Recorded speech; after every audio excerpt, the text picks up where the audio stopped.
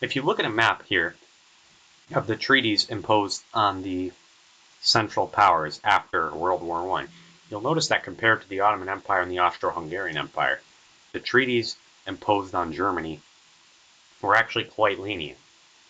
So, this raises a question from a lot of people, is why didn't the Turkish people and the Austrians and Hungarians react the same way to the treaties as Germans did? Well, there's actually two different reasons for each of them.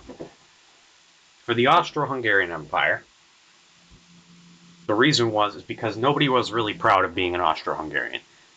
It wasn't that country did not. No one had a sense of unity there. Nobody was a proud Austro-Hungarian citizen. So that's the start. You can't feel humiliation for your nation if you never were proud of it to begin with. The Austro-Hungarian Empire was a mess that ruled areas by force. Very few people liked living in it, let alone were proud of living in it. So, for the Austro-Hungarian Empire, the answer was simple. People just weren't proud Austro-Hungarians. Now, the Austrians did feel some humiliation on behalf of Germany, because they felt like they were Germans too. Now, for the Ottoman Empire, it's a slightly different answer. The Ottoman Empire, despite being a multi-ethnic empire, had a Turkish majority. Turks were the largest ethnic group. So, another question is, how come the Turks didn't feel such national humiliation as Germans did? And the answer is that they did. In fact, the young Turks rose up and took back a lot of the land that had been taken from them.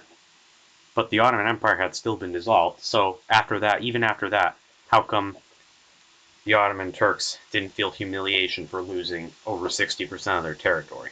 And the answer for that is, one, it was kind of a pain relief, the fact that they beat the Allies afterwards, and two, they had already been pretty much numb to losing land. What I mean by that is the Ottoman Empire had been declining for centuries, so they were pretty much numb to it at that point. Now that the one that is rarely talked about is Bulgaria. Were the Bulgarians humiliated? Did they feel humiliated? And the answer is no, because just like the Ottomans, they had been pretty much numb to their nation being humiliated. Their nation was humiliated already in the Balkan War. And Bulgaria didn't really suffer that much. They only had to give up Eastern Thrace. Well, actually, it's Central Thrace. Part of Eastern Thrace, too. And now, another thing that we might not think about is the Russian Empire collapsed in the war, too. Did the Russians feel humiliation? And the answer is, sort of.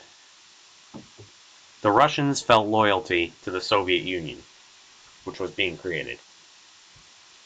And they pledged to rebuild the Russian Empire. And they did. So, the Russians rose up and took back a lot of land. So yeah, that's my answer to how come the other Central Power nations didn't feel the same humiliation as Germany did. And the reason is, they just weren't as proud. They just weren't as proud. The Austro-Hungarians just weren't as proud. The Bulgarians really didn't have much to be mad about. They didn't lose that much.